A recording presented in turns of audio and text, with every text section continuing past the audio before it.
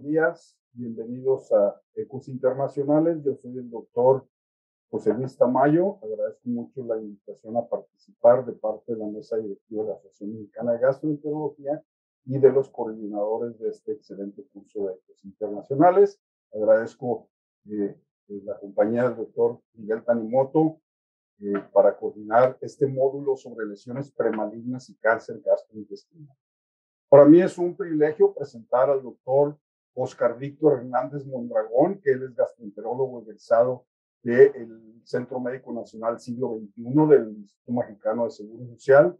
Él también realizó ahí endoscopía terapéutica avanzada. Es actualmente el jefe del servicio o del departamento de endoscopía gastrointestinal de este Hospital de Especialidades del Centro Médico Nacional Siglo XXI. El doctor tiene una gran experiencia en endoscopía terapéutica avanzada y nos hablará el día de hoy sobre avances en el diagnóstico y tratamiento, sobre todo el tratamiento del esófago de Barrett. Posteriormente, también es un placer presentarles al doctor Fernando Rojas Mendoza. Él también es especialista en gastroenterología, egresado del Hospital Español de México, con una subespecialidad en endoscopía digestiva terapéutica.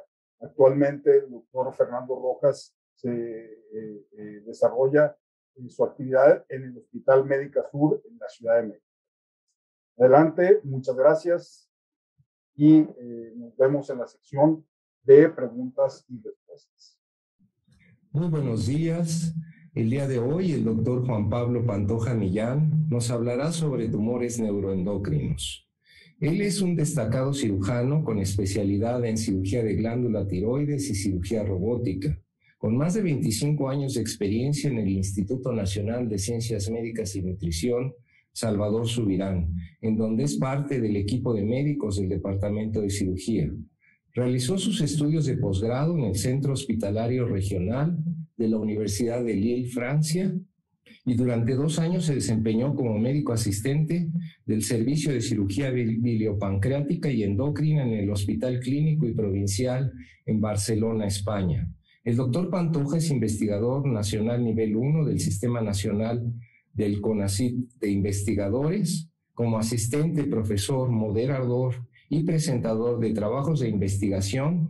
Ha participado en casi 700 encuentros llevados a cabo en México y diversos países. Es autor y coautor de alrededor de 70 resúmenes y artículos escritos en inglés y en español.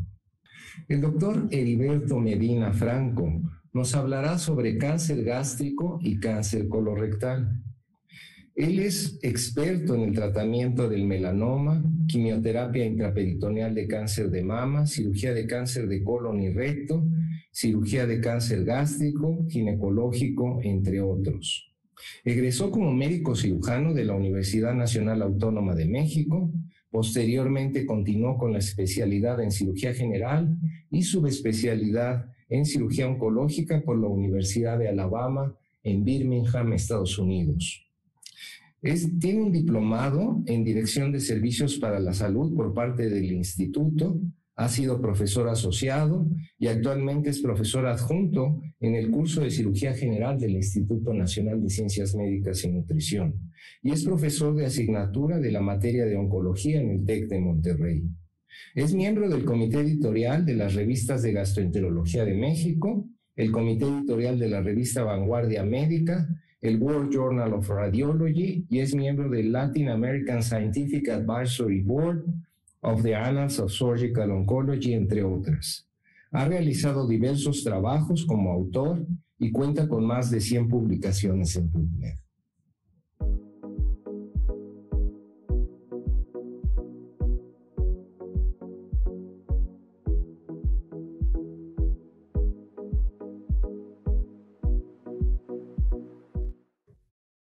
Un agradecimiento a la Asociación Mexicana de Gastroenterología por esta invitación a los Ecos Internacionales, en su edición 26. El día de hoy les voy a hablar acerca del esófago de Barrett, lo último en cuanto a DW 2021. Mi nombre es el doctor Oscar Víctor Hernández Mondragón, gastroenterólogo y endoscopista. Trabajo en el Centro Médico Nacional Siglo XXI en el Hospital de Especialidades en Endoscopía del IMSS. No tengo ningún conflicto de intereses y bueno, con respecto a los artículos más interesantes que se presentaron de todos los trabajos que me tocó revisar, pues como sabemos la displasia de bajo grado es un predictor de progresión para displasia de alto grado y adenocarcinoma en pacientes con Barrett. Esto puede ser hasta 10%, pero una redefinición por un patólogo experto se presenta en la mayoría de los casos. El problema es el sub y el sobrediagnóstico. Han existido múltiples predictores que se han utilizado como el BIB-score, algunos marcadores patológicos en el DNA, en el POI-10, y el TissueCypher es un nuevo marcador que representa la conjunción de varios biomarcadores que se utilizan y se analizan en una muestra.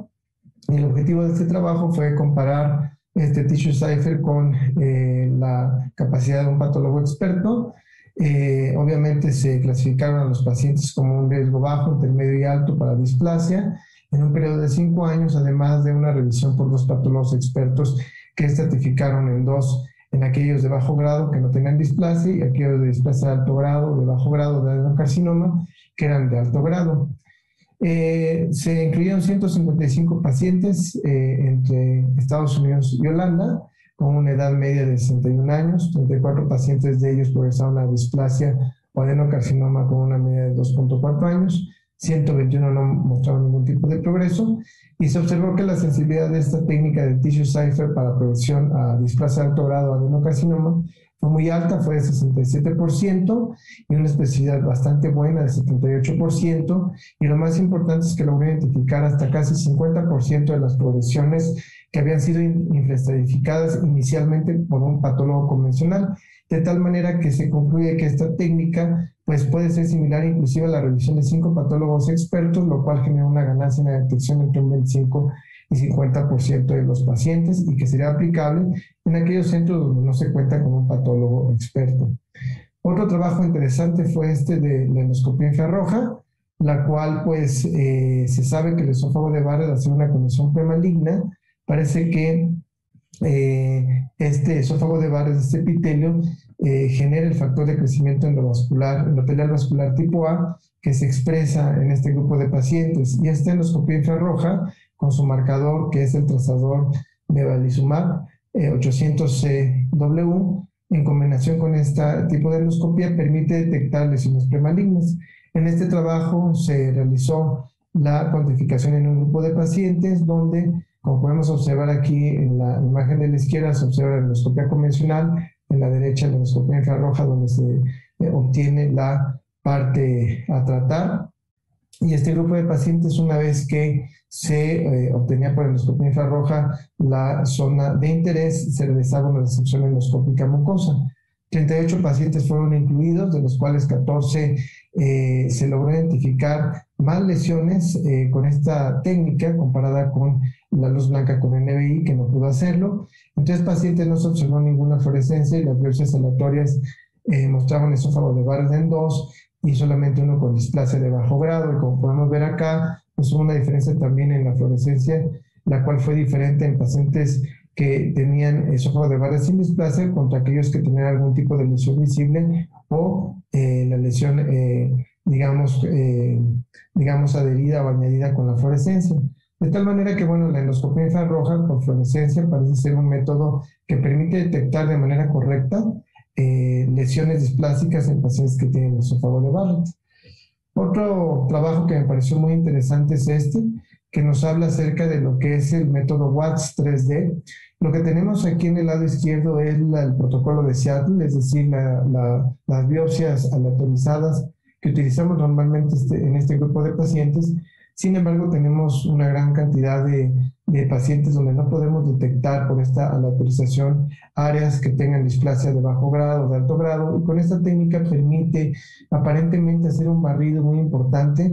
Es una técnica de cepillado donde se analiza por computadora de manera tridimensional esta biopsia, y esto permitiría al médico tener una mayor amplitud en cuanto a su diagnóstico. Entonces, el objetivo fue valorar la capacidad diagnóstica de esta nueva técnica añadida a la protocolo de Seattle convencional. Para eso se incluyeron pacientes con esófago de Barrett con una línea proximal de más de 1 centímetro, y de 595 pacientes, el 18% fueron potencialmente incluidos en este protocolo, de los cuales 44% presentó metaplasia intestinal. Y en ellos la técnica mostró 17% más de incremento comparada con el protocolo de Seattle para poder demostrar metaplasia intestinal. Y también se observó displasia críptica y 2 displasias de alto grado que no fueron detectadas por biopsia, y al revés, solamente la biopsia detectó 2 casos de displasia indeterminada que no fueron detectados por Watts. De tal manera que esta técnica parece ser, en adyuvancia con el protocolo de Seattle, una técnica muy interesante en pacientes con reflujo y sobre todo en aquellos que tienen segmentos largos, edad avanzada y tabaquismo activo, para poder hacer el diagnóstico de metaplasia intestinal. En cuanto al tratamiento, se presentaban varios trabajos. Este es interesante porque compara las 2 técnicas que tenemos actualmente para la displasia en esófago de Barrett. Esto es un estudio realizado en un solo centro de manera retrospectiva. Se compara la crioterapia con la radiofrecuencia, que ya sabemos que son muy similares en muchos sentidos. Sin embargo, aquí lo que se hizo fue saber o comparar cuál era aparentemente mejor. Entonces, aquí se puede observar que incluyeron 66 pacientes en el grupo de radiofrecuencia, 29 de crioterapia. Prácticamente no hubo diferencias en cuanto a los criterios de entrada, solamente un poquito de mayor uso de IVP en radiofrecuencia, y el Charlson fue mayor en el de crioterapia. Pero lo más importante es que el número de sesiones final, tanto en pacientes de primera vez como pacientes post-erradicados, fue menor para la radiofrecuencia. Por lo tanto, este trabajo concluye que parece ser es más costo efectivo el tratamiento de radiofrecuencia comparado con el tratamiento de crioterapia. Y en cuanto a la moda del COVID-19, pues tenemos que normalmente lo que sabemos de este virus es de que una vez que se ingiere, pues es eliminado por el ácido gástrico y otros fluidos de manera convencional a nivel de tracto gastrointestinal. Sin embargo, en este trabajo se demostró que a nivel ex vivo existen los enterocitos que expresan 2 proteínas, que es el ACE2 y el TMPRSS2, las cuales pueden tener una afinidad por este virus. Entonces ellos lo que hicieron fue la valoración histológica en tejidos ex vivo con respecto a un virus parecido al SARS-CoV-2 para poder confirmar este hallazgo. Y ellos observaron que efectivamente sí, en estas 31 muestras, 26 pacientes con Barrett y 5 con metaplasia intestinal, ellos observaron que se expresa en todos los escenarios el ACE2 y el TMPRSS2 a nivel proteico, y esto se confirmó por fluorescencia. Por lo tanto, ellos concluyeron que este virus tiene un tropismo claro por el epitelio de Barrett y metaplasia intestinal a nivel gástrico, y que esto podría ponernos en riesgo de una mayor infección. De tal manera que, bueno, las conclusiones de la plática son, primero, que el TissueCypher representa una nueva herramienta que se puede comparar con 5 patólogos expertos, y esto nos brindaría una ganancia en estadificación entre un 25 y un 50% comparado con lo que tenemos.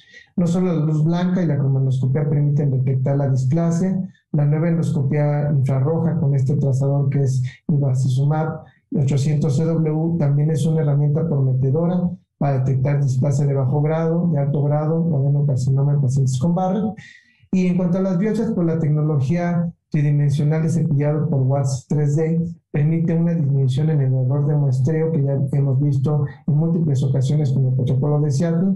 Esto puede mejorar el diagnóstico en pacientes con ERG crónico donde se busca metaplasia intestinal para el cribado, y esto evidentemente puede ayudarnos también en pacientes que ya se erradicó, que fueron tratados previamente. La crioterapia y la radiofrecuencia son opciones adecuadas, son similares en cuanto al tratamiento del Barrett residual, pero la última parece tener una mayor costo-efectividad porque requiere menos sesiones, 3 contra 5. Y en esta época COVID-19, pues este interesante trabajo de ciencia básica demostró que el esófago de Barrett expresa proteínas pues que son afines al virus y que por lo menos ex vivo pareciera predisponer a esta infección, pero que evidentemente esto tendría que ser corroborado en diferentes escenarios clínicos para saber la trascendencia real de este hallazgo. Les agradezco mucho.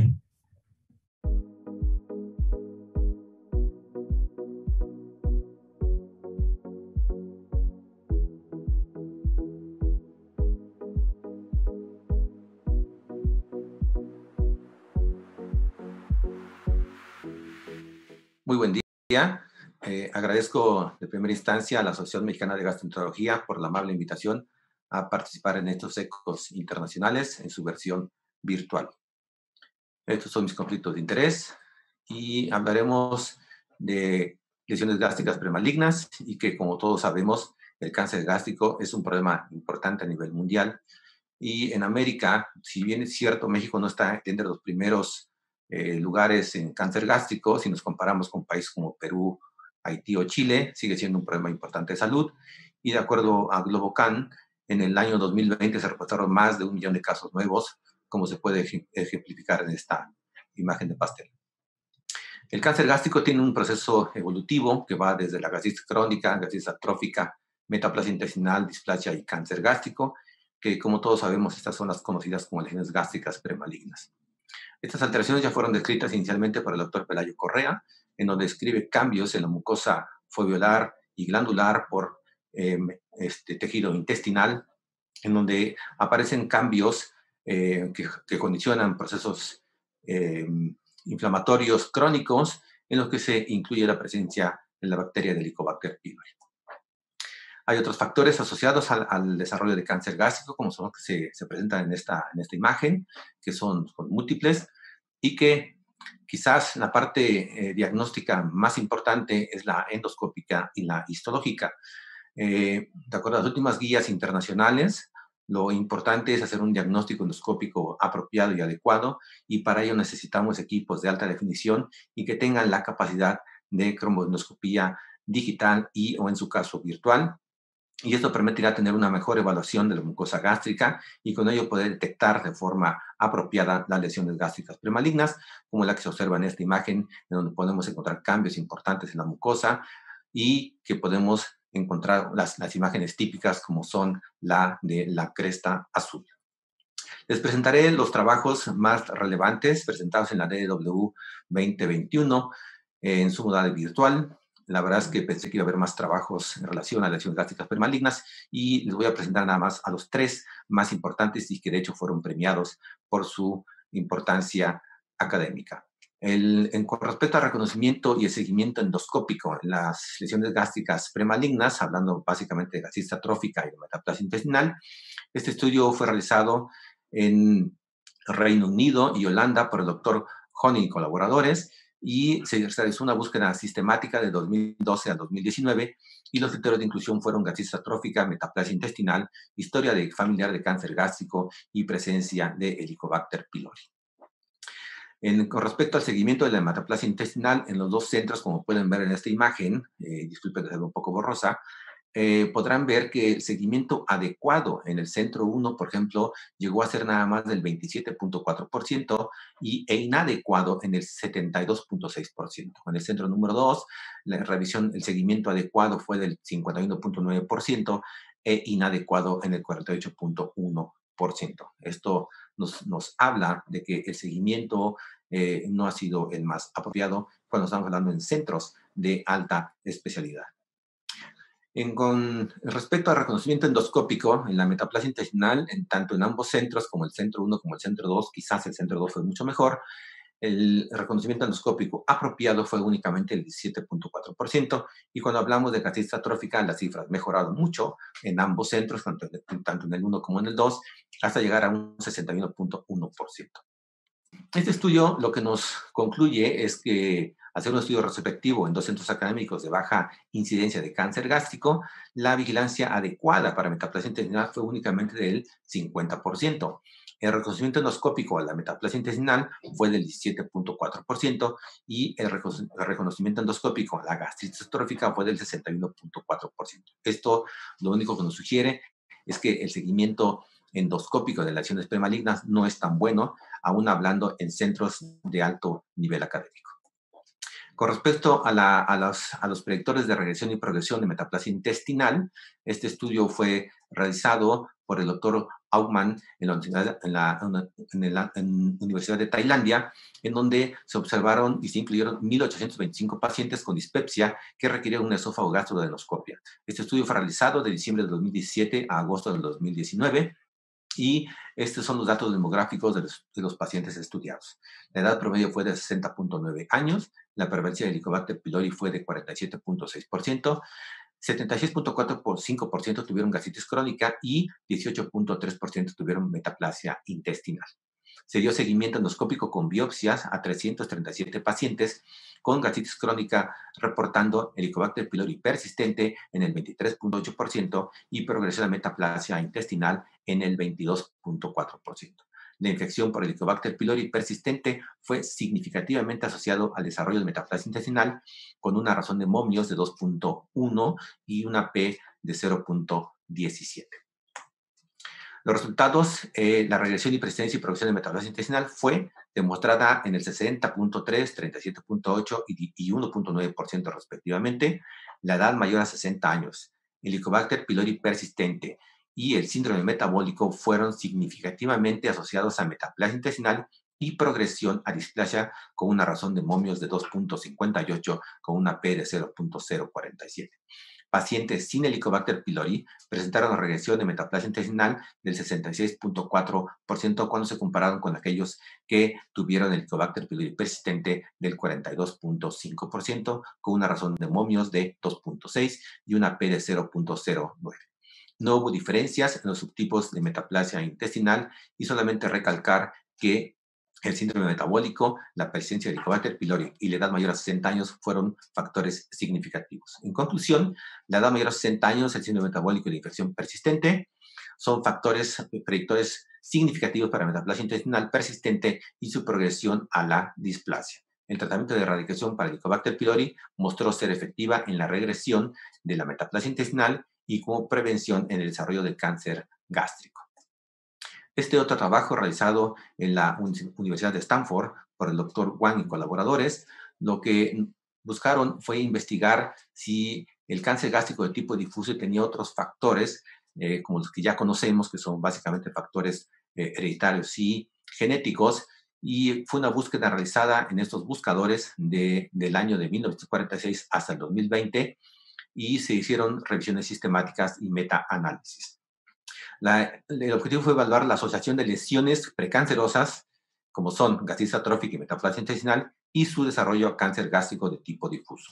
Se incluyeron 14 estudios, 10 de estos estudios fueron en países asiáticos y 4 de población occidental.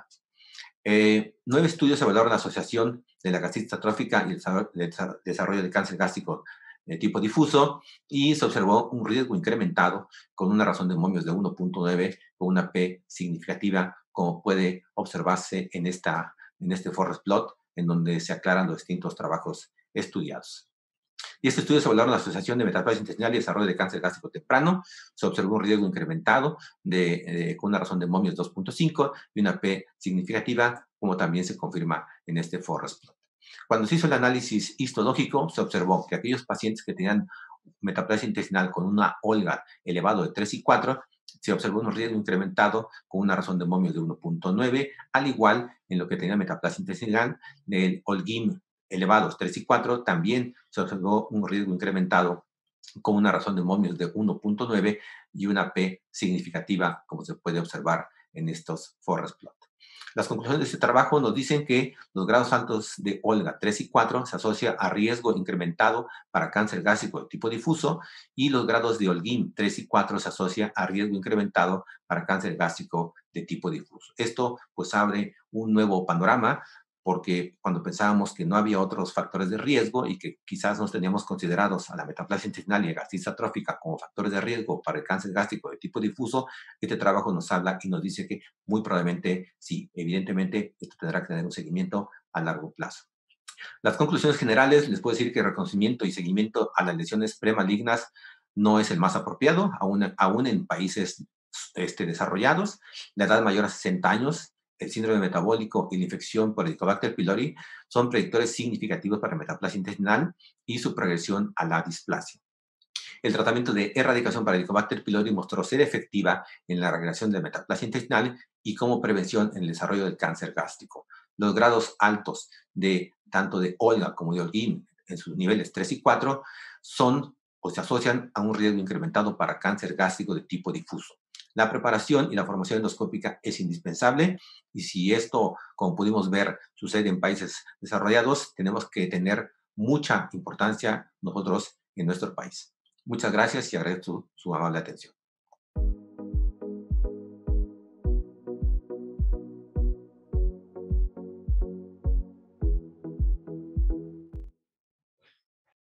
Muy buenos días. Agradezco a la Asociación Mexicana de Gastroenterología por su invitación a participar en este evento de ecos internacionales con el tema de cáncer gástrico y colorectal. No tengo ningún conflicto de interés que declarar y en los siguientes minutos vamos a hablar de los principales trabajos que a mi juicio se presentaron en estos congresos que se ven en la diapositiva, todos ellos mantenidos en forma virtual por la pandemia durante el año de 2021. En relación a cáncer gástrico, una controversia ha sido la resección endoscópica contraquirúrgica. Esta controversia en el cáncer gástrico incipiente ha sido resuelta en países orientales y sus guías han sido aplicadas en Occidente e inclusive están publicadas en la Revista de Gastroenterología de México. En un estudio presentado en el Congreso de la Sociedad de Cirugía Oncológica de Estados Unidos, en un estudio de correspondencia de propensión, analizando la base de datos nacional de cáncer de 2010 a 2015, con 2.900 pacientes clínicamente T1A y 2.915 T1B, todos ellos clínicamente sin ganglios, fueron tratados con resección endoscópica o quirúrgica. De aquellos tratados con gastrectomía, el 5 y el 18% respectivamente tuvieron ganglios positivos.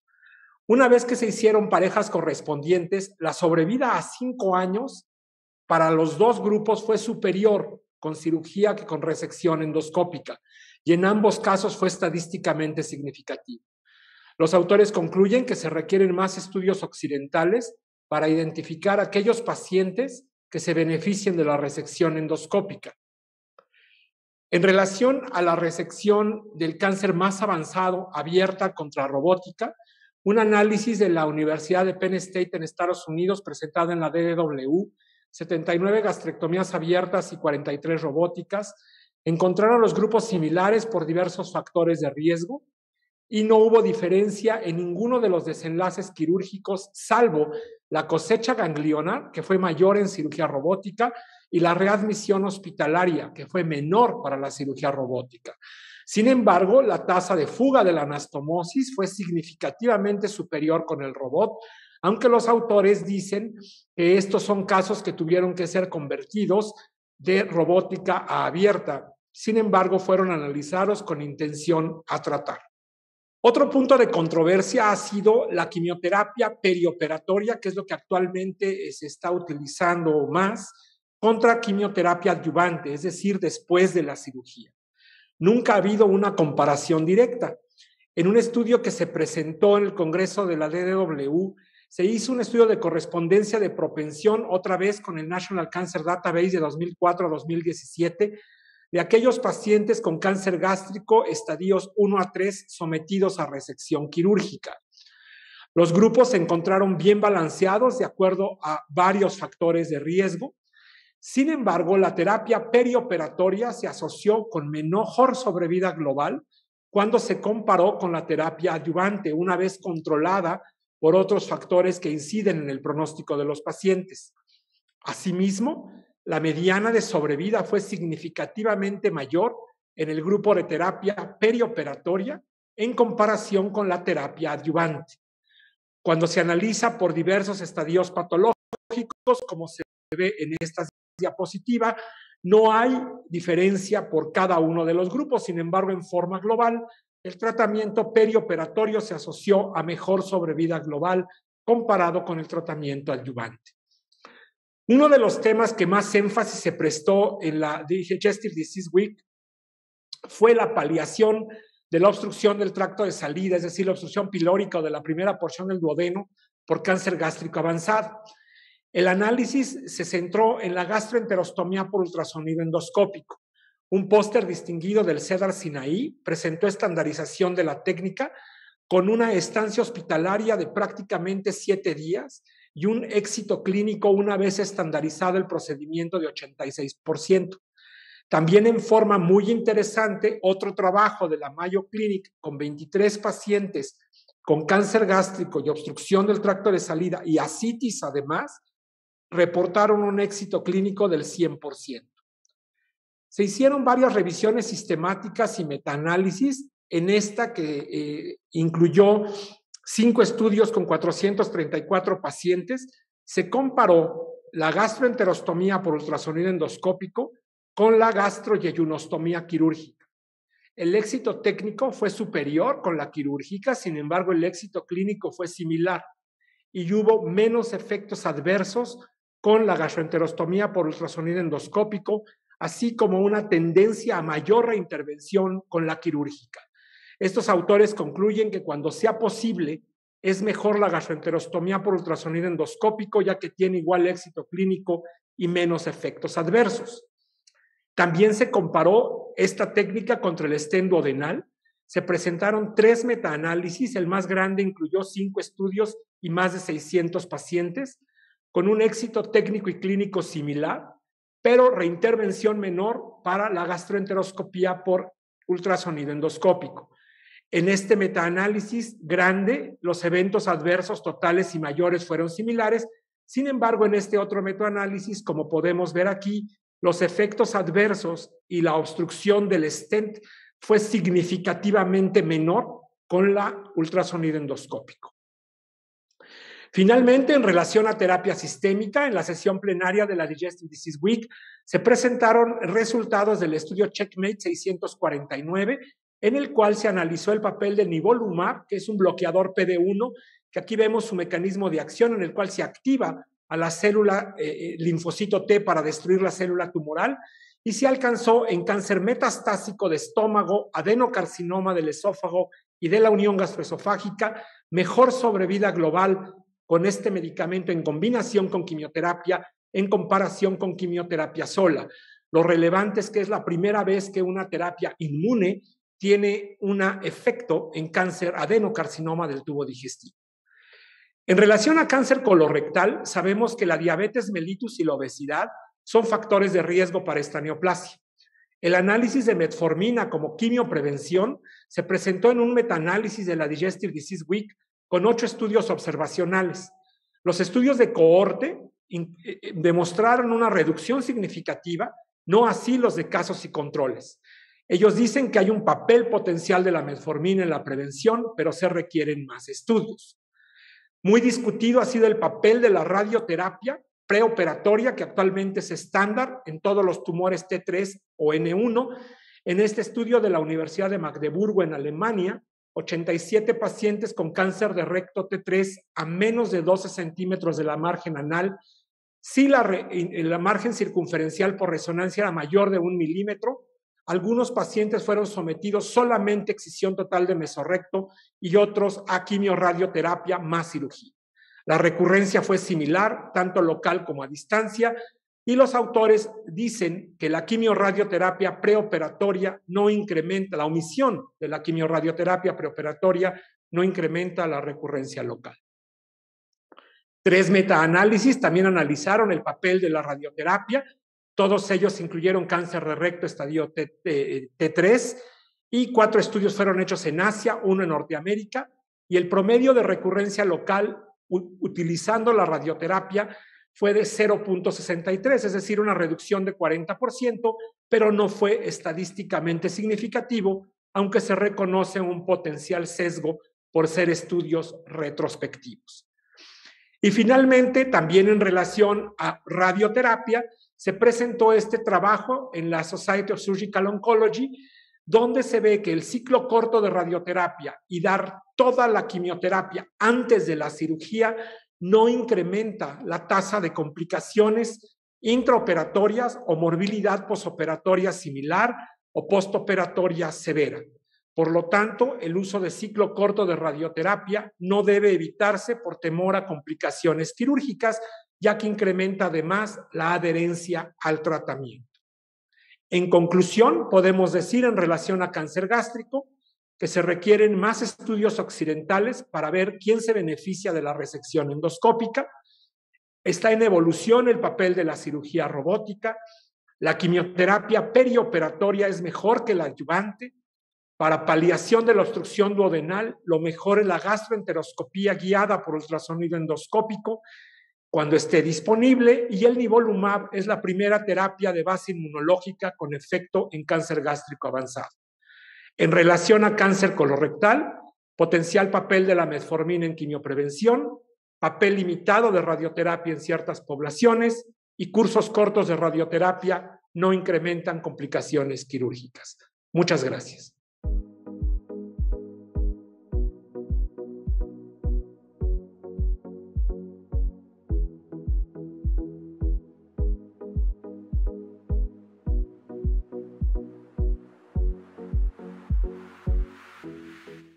Hola, soy Juan Pablo Pantoja Millán y el día de hoy vamos a ver utilidad del ultrasonido endoscópico en los tumores neuroendocrinos del páncreas. Todos los artículos que vamos a revisar o los trabajos que vamos a revisar el día de hoy fueron presentados en la DDW de este año. No tengo ningún conflicto de intereses para esta presentación. Como ustedes saben, los tumores neuroendocrinos del páncreas son un grupo muy heterogéneo de tumores que son extraordinariamente raros, una incidencia de 1 a 100,000 por año. Y el problema con ellos es que tienen un comportamiento extraordinariamente difícil de predecir. Generalmente, cuando se presentan con nosotros y por este comportamiento tan difícil, normalmente llegan ya con metástasis, ya sean sincrónicas o presentan metástasis metacrónicas después de haber hecho el diagnóstico. En general basamos digamos, su comportamiento en escalas pronósticas que nos ayudan un poquito a determinar cómo es el tumor y cómo se va a comportar el tumor, ¿no? Y estas escalas son las que están viendo en la pantalla. La más importante que se ha utilizado durante el último tiempo es la escala de la Organización Mundial de la Salud, que define a los tumores en, pues, tumores bien diferenciados, grado 1, grado 2, y después de eso, carcinomas poco diferenciados, que es el grado 3, y hay una clasificación de tumores mixtos en los que se ven básicamente tumores neuroendocrinos mezclados con adenocarcinoma. En los últimos años se ha identificado las mutaciones que generan el que se presenten los tumores neuroendocrinos del páncreas, pero además se han ido encontrando algunas otras mutaciones que se han ido asociando a un comportamiento más agresivo o más rápido con presentación de metástasis, etcétera, en este tipo de tumores. Y es básicamente en eso en lo que vamos a basar una parte de la plática. También, ustedes lo saben, uno de los elementos con que contamos para hacer el diagnóstico de localización de los tumores neuroendocrinos es el ultrasonido endoscópico, en donde, como ustedes pueden ver en la pantalla, identificamos las lesiones a través de una endoscopía, y eso creo que tiene cada vez más impacto, y eso es justamente en lo que vamos a basar los trabajos que les vamos a presentar. Vamos a ver cómo está funcionando el ultrasonido endoscópico en el diagnóstico y un poco en la planeación estratégica de tratamiento de los tumores neuroendocrinos del páncreas. El primer trabajo que les vamos a presentar es de la Universidad de Texas, en el MD Anderson. En lo que se intentó encontrar es cuáles son las características morfológicas e histopatológicas de los tumores neuroendocrinos analizados por ultrasonido transendoscópico. Se analizaron 183 pacientes, de los cuales todos tenían tumores neuroendocrinos después probados, y se les hizo un ultrasonido endoscópico y una biopsia por aspiración con aguja delgada. La mayoría de estos tumores eran asintomáticos. 64 se identificó en otro estudio de imagen previo.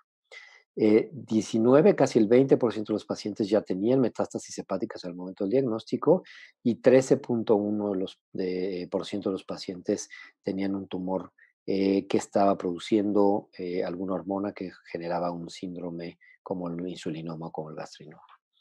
El dolor abdominal fue el principal síntoma. El 8% de los pacientes identificaron otros síntomas como diarrea o como síndrome carcinoide. Y la distribución fue bastante homogénea en todo el cuerpo, ¿no? Cabeza, cuerpo y cola. El 70% presentó una pared perfectamente bien definida, y el tamaño promedio en esta serie fue del 19 milímetros. La mayor parte eran hipoecoicos, aunque 6% fueron ecoicos y 6% mixtos. 86% no tuvo nada de componente quístico. Y el 77% de los pacientes tenían un conducto pancreático principal completamente normal y el 81% de los pacientes tenía el resto del parénquima pancreático completamente normal. Ojo que es importante saberlo, que el ultrasonido ayudó a determinar que hasta el 28% de los pacientes pueden tener múltiples lesiones y en el 5% de los pacientes estos tumores no fueron detectados previamente en algunos otros estudios de imagen y sí con el ultrasonido endoscópico y de estos la mayor parte se encontraban en la cola. El 7% de los pacientes ya con la biopsia fueron clasificados como de alto grado, es decir, estos tumores ya más agresivos, que como vieron en la clasificación de la ONU, de la Organización Mundial de la Salud, y en ellos sí hubo una diferencia importante en términos del tamaño. El tamaño fue de 24 versus 18 milímetros y esto fue estadísticamente significativo. El 40% fue intervenido quirúrgicamente, de los cuales la mayor parte fue hecha, más del 60% fue una pancreatectomía distal, el 20% recibió quimio o radioterapia y los autores en este estudio lo que recomiendan es tener mucha cautela con aquellos tumores mayores a 2 centímetros, porque existe una posibilidad más alta de que estos sean de alto grado, como acabamos de ver. Entonces, como ustedes pueden ver, en este estudio, el ultrasonido endoscópico nos permite hacer una caracterización morfológica muy buena de los tumores neuroendocrinos del páncreas. El siguiente estudio se llama la estimación del índice KI67 en el preoperatorio por ultrasonido transendoscópico y biopsia dirigida, y esta puede cambiar el manejo de los tumores neuroendocrinos limítrofes, ¿no?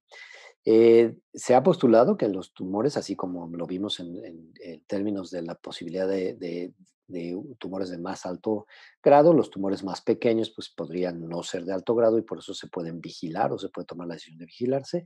Y en este estudio en especial, lo que estaban tratando de definir es aquellos pacientes que están que tienen tumores limítrofes de 1.5 a 2 centímetros, que a veces es difícil la decisión de si operar o no operar.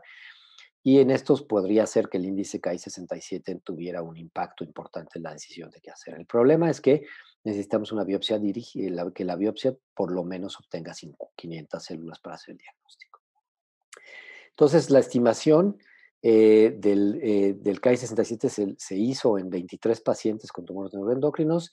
La posibilidad o la sociedad diagnóstica fue de alrededor del 87% con falla en 3 pacientes. En estos 3 pacientes fue básicamente porque los tumores fueron más pequeños, como ustedes pueden ver, y porque la aguja que se utilizó fue de menor calibre y por eso no fue posible tomar. No hubieron diferencias entre el número de pases, la concordancia entre la biopsia y patología cuando estos tumores fueron resecados fue del 90% con un índice kappa de 0.8. No hubieron complicaciones en ninguna de las biopsias y en el 57% de los pacientes se vigilaron a largo plazo y de estos no hubo progresión al año en ninguno de ellos. Entonces, parecería entonces que la estimación del índice de KI67 sí es reproducible, sí se puede hacer por el ultrasonido transendoscópico y por la biopsia y es comparable con los resultados que se obtienen cuando ya se analizan las piezas en patología.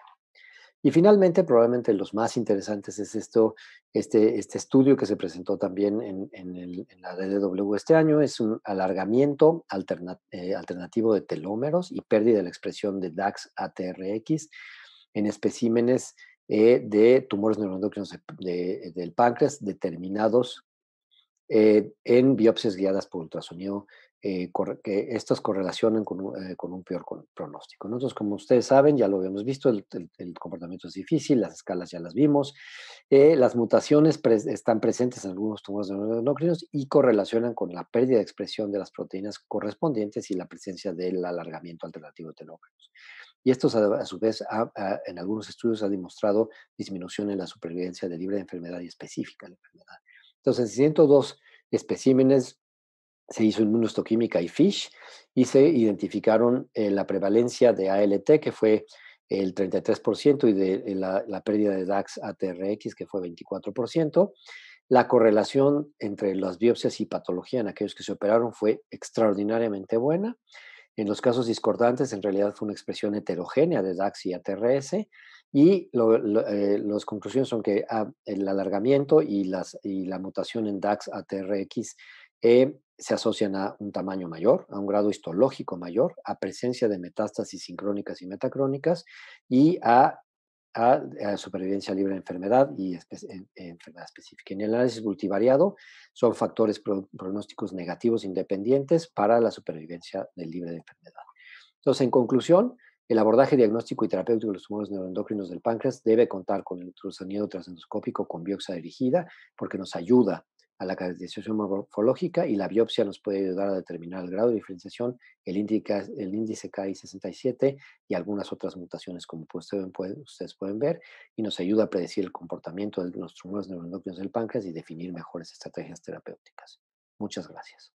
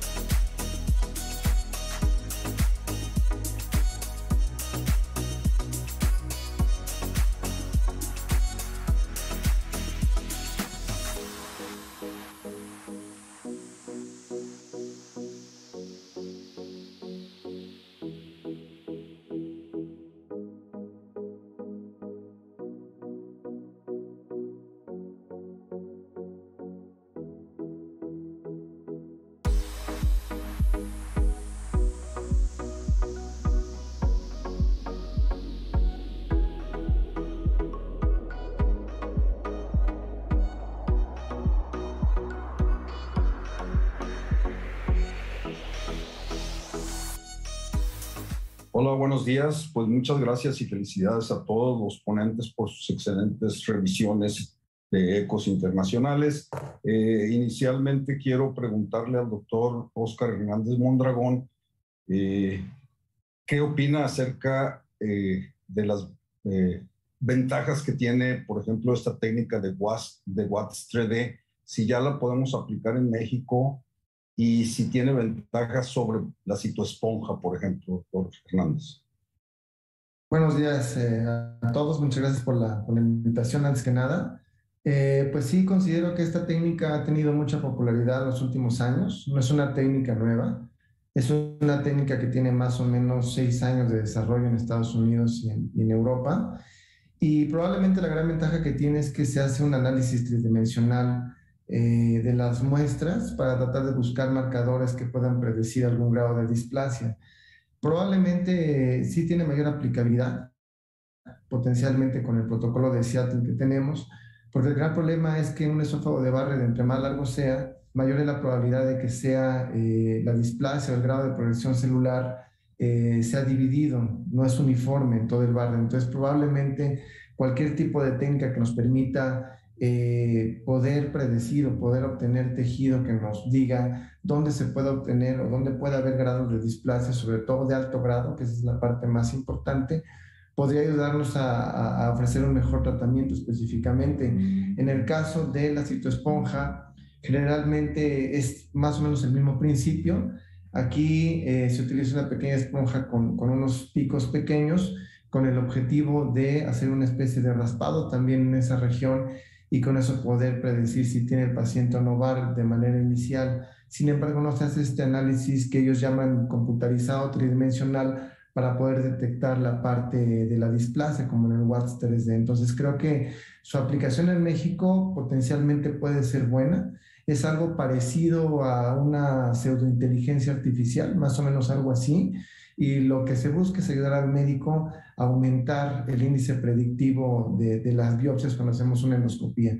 Y en realidad no sustituye nada. O sea, aquí lo que estamos hablando es de utilizar el protocolo de Seattle convencional combinado con esta técnica nueva y también a su vez el papel de la cromoendoscopia digital o con tinción manual, como ya lo conocemos previamente. Y se tiene que enviar a Estados Unidos el cepillo una vez cortado y en los contenedores especiales, o sea, o aquí ya se puede hacer en México el análisis tridimensional por computadora. Aún no tenemos el software, es un software especial, se hacen en ciertos laboratorios especiales. Sin embargo, bueno, obviamente las compañías interesadas, una vez que vengan aquí con toda esta tecnología, me parece que sí van a tener pues una gran cantidad de pacientes en ese sentido, porque al final, a mediano o largo plazo, parece mucho más costo efectivo en general utilizar una técnica que te pueda predecir, sobre todo displasia de alto grado, para que con eso puedas tú ofrecer algún tipo de tratamiento endoscópico. Y una pregunta de la audiencia, doctor, rápidamente. En aquellos pacientes que se detecta displasia de bajo grado y mayor riesgo de progresión con cualquier técnica, ya sea con el Tissue Cypher o cualquier otra, en displasia de bajo grado y mayor riesgo de progresión, ¿está indicado la terapia de ablación endoscópica? La respuesta es no. En realidad, estas son técnicas que pueden generar un índice predictivo. Nos dan ciertos razón de momios de predicción que en general te pueden ayudar a valorar qué pacientes pudiesen tener en el tiempo una progresión de adenocarcinoma o displasia de alto grado, pero finalmente esto no sustituye lo que tenemos actualmente en cuanto a las guías clínicas por las diferentes sociedades que nos marcan que es importante la confirmación histológica por un segundo patólogo, un patólogo experto gastrointestinal, y en caso necesario, evidentemente, si se confirma, pues ya se podría ofrecer algún tipo de tratamiento endoscópico, donde ya se mencionó que la crioterapia y la radiofrecuencia son la primera línea, y en un segundo plano tenemos aquellos pacientes con displasia indefinida, donde probablemente una endoscopía de 3 a 6 meses podría ayudarnos para confirmar o no este tipo de displasia. Gracias, doctor. Adelante, doctor Tanimoto.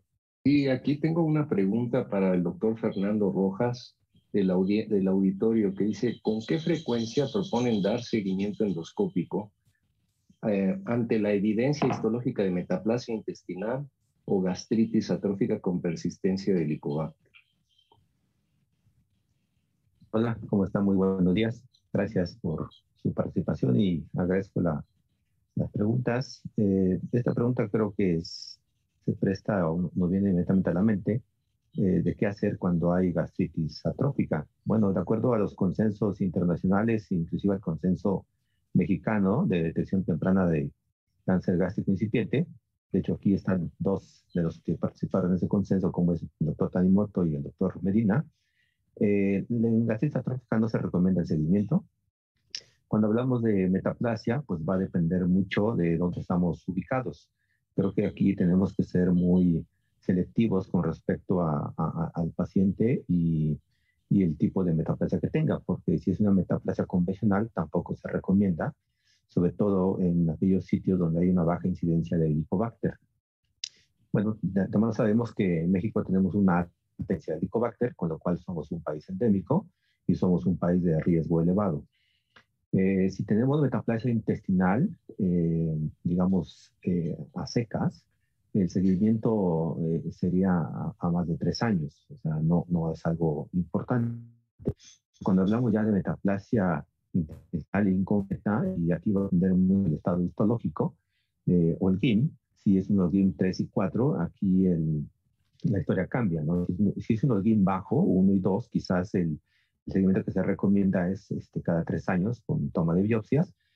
Obviamente siempre es muy importante el utilizar las nuevas tecnologías porque esto marca la diferencia. Cuando es el GIM de grado alto, como inclusive en uno de los trabajos que les presenté se ejemplificó, si es 3-4 el riesgo se incrementa y aquí se recomienda hacer controles endoscópicos cada 1 o 2 años. Y yo quería preguntarle también al doctor Rojas que con relación al Helicobacter pylori y la gastritis atrófica, ¿qué mencionan o qué importancia tiene la metilación aberrante del DNA? Digo, en ninguno de los trabajos que vi lo aclararon de forma significativa, pero sabemos que esto tiene un papel muy importante en el desarrollo del cáncer gástrico, sobre todo en el tipo intestinal. Muchas gracias, doctor Tamayo. No sé si usted tenga otra pregunta o Bueno, aquí de la audiencia le preguntan al doctor Pantoja que si en qué momento debemos de sospechar en un tumor neuroendocrino del páncreas. La verdad es que los tumores neuroendocrinos del páncreas en general es difícil sospecharlos porque son muy, muy poco frecuentes, son raros, ¿no? Pero entonces uno tiene que tener un alto nivel de sospecha cuando tiene alguna sintomatología que se asocia formalmente a estos síndromes causados por la liberación de hormonas en forma aumentada, como podrá ser el gastrinoma o el insulinoma. La verdad es que eso es una parte complicada, pero la evaluación de lo que ahora llamamos incidentalomas pancreáticos, que son lesiones que se encuentran específicamente cuando se hace un estudio de imagen, nos debería de llevar en automático, como les puse en la presentación, pues hacer un ultrasonido endoscópico que nos va a permitir caracterizar la lesión, que nos va a permitir hacer una biopsia, que incluso nos va a permitir tomar decisiones específicas dependiendo de lo que podamos encontrar. Y repitiendo lo que dije en la presentación, pues nosotros podemos, por este método, identificar el grado de diferenciación de estos tumores, en especial el KI67, e incluso buscar mutaciones que nos permiten definir que esos tumores se van a portar de una forma mucho más agresiva y actuar en consecuencia, ser más agresivos, y en cuyo caso, en caso contrario, pues vigilar los tumores y no necesariamente quitarlos, ¿no? Sí, también con relación a esto, Juan Pablo, quería preguntarte que, bueno, en el cáncer esófago gastrointestinal se sabe que al menos se tiene hasta el 80% de precisión en las mejores manos debido al tamaño. Esto sucede también en tumores muy pequeños neuroendocrinos. O sea, sí, el problema de los tumores neuroendocrinos específicamente es que aunque sean pequeños, como pudieron ver en los estudios que presenté, sobre todo en el primero, un porcentaje nada despreciable ya tiene metástasis en el momento en que se hace el diagnóstico, ¿no? Entonces, lo que sería mucho más interesante sería poder definir quiénes van a tener este comportamiento agresivo. Y ese es uno de los problemas generalizados en todos los tumores neuroendocrinos en general. También un poco, de alguna manera, en el cáncer de tiroides, por ejemplo, o en el feocromocitoma, o en otros tumores neuroendocrinos de la economía, ¿no? Del cuerpo. En especial, en los tumores neuroendocrinos del páncreas creo que tenemos un problema en términos de diagnóstico. Entonces, específicamente creo que ahora se están encontrando lo que podrías llamar como firmas genéticas, ¿no? De mutaciones que ya te pueden ayudar a definir quiénes se van a portar mal y quiénes van a ser más agresivos. Sobre todo, como por ejemplo esto que les presentaba de la presencia de estas mutaciones en DAX y en ATRX, o que se alarguen los telómeros. Esas son cosas que ya nos pueden ayudar mucho más a definir quién se va a portar. José Luis, no sé si tengas una pregunta para el doctor Medina. Sí, claro, tengo aquí una pregunta para Heriberto. Quería preguntarte que con relación a lo que se mencionó de las fugas de la anastomosis y a la conversión de robótica abierta, ¿tú consideras que es porque hay fallas o carencias en la tecnología robótica? Yo creo que se debe principalmente a una curva de aprendizaje.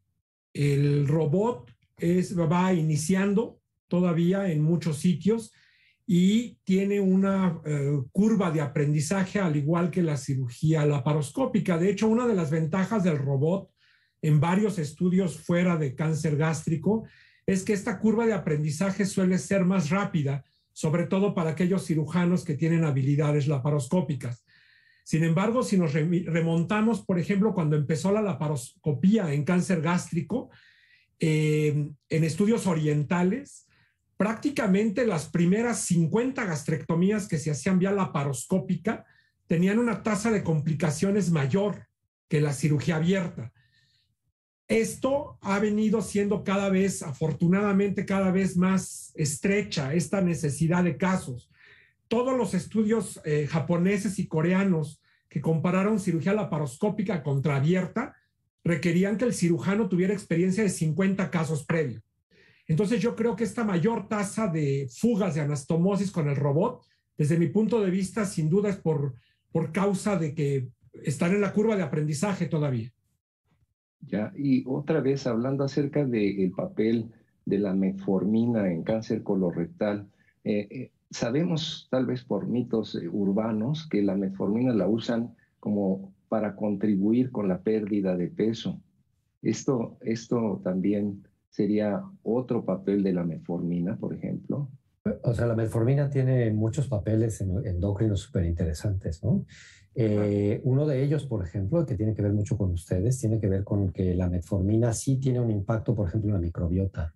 Y que en aquellos pacientes que tienen, por ejemplo, obesidad o diabetes, que tienen una microbiota diferente al paciente normal, tú puedes jugar con la metformina para cambiar esa microbiota, y ese impacto de la microbiota tiene un impacto metabólico importante. Eso sí está establecido, digamos, ¿no? Entonces la metformina ahora es como la aspirina, es un poco este medicamento mágico que ayuda para muchas cosas. Justo ese problema, eso es lo que hace que, por ejemplo, que sea difícil de tolerar inicialmente, ¿no? Que los endocrinólogos empiecen a darla lentamente, porque genera estos cambios en la microbiota y en el movimiento y básicamente digamos en el intestino, que son súper interesantes. Incluso cambios en los ácidos biliares que tienen que ver un poco también con cirugía bariátrica. No me toca a mí hablar de eso hoy, pero sí. Y yo creo que también, Miguel, en cáncer es algo similar. Posiblemente este sea el mecanismo mediante el cual también tiene un impacto. Sabemos que la obesidad está muy relacionada con una gran cantidad de cánceres diferentes por diversos mecanismos, y sin duda el colorectal es uno de los que más fuerza tiene de asociación entre obesidad y desarrollo de cáncer. Posiblemente, como dice Juan Pablo, a través de microbiota, que es otro factor muy importante para cáncer colorectal, sea su mecanismo uno de sus mecanismos de acción.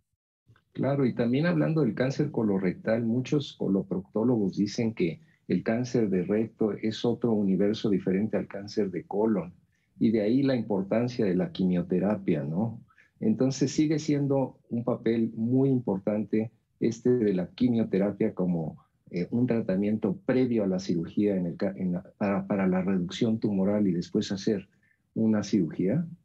En recto sí. Efectivamente, cáncer de colon y recto son dos universos completamente diferentes. Desde el punto de vista quirúrgico y pronóstico también lo son. Y en realidad lo que se ha puesto, como puse en los trabajos, un poquito en duda, es la necesidad de radioterapia a todos los pacientes con cáncer de recto avanzado. La quimioterapia yo creo que tiene extraordinario papel en ganglios positivos para cáncer de colon o en tumores avanzados de cualquier tipo en recto. Hay otra pregunta, no sé, José Luis, si tú ves... Sí, yo le quiero preguntar nuevamente a Óscar Hernández. Muy interesante el trabajo que compara la ablación con radiofrecuencia y la crioterapia, y de hecho pues ya ha habido artículos publicados incluso en extenso comparándolos con la técnica de argón plasma híbrida. ¿Realmente podemos traspolar esos resultados en cuanto a costo-beneficio a México? Porque pues, bueno, definitivamente con radiofrecuencia es una experiencia muy, muy grande, que todavía se requieren más estudios que comparen con otras técnicas, ¿no? Para lograr sobre todo ablación completa de metaplasia y displasia. Pero ¿tú crees, Óscar, que en México convenga, a pesar de eso, utilizar estas nuevas tecnologías en cuanto a costo-eficacia? Bueno, yo creo que en la actualidad ya tenemos bastante evidencia con respecto a lo que es la radiofrecuencia, inclusive con los diferentes tipos de sondas que se utilizan. En México se tiene una buena experiencia por parte del grupo del INCAN para este tipo de tratamientos, pero efectivamente probablemente el costo es muy elevado y eso es lo que ha limitado su uso.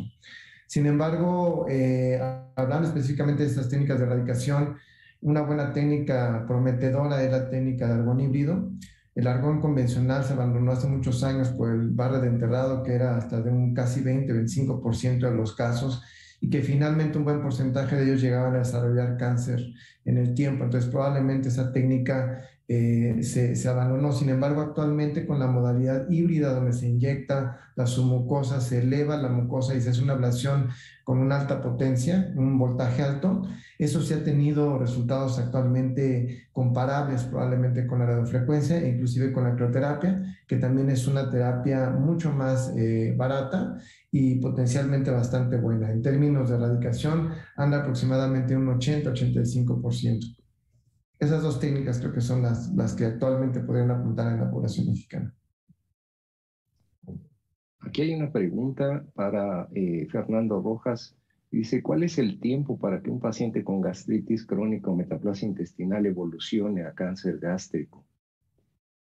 Pues realmente no está claramente definido el tiempo. Esto es un comportamiento distinto en cada población y no tengo un tiempo claro para hacerlo.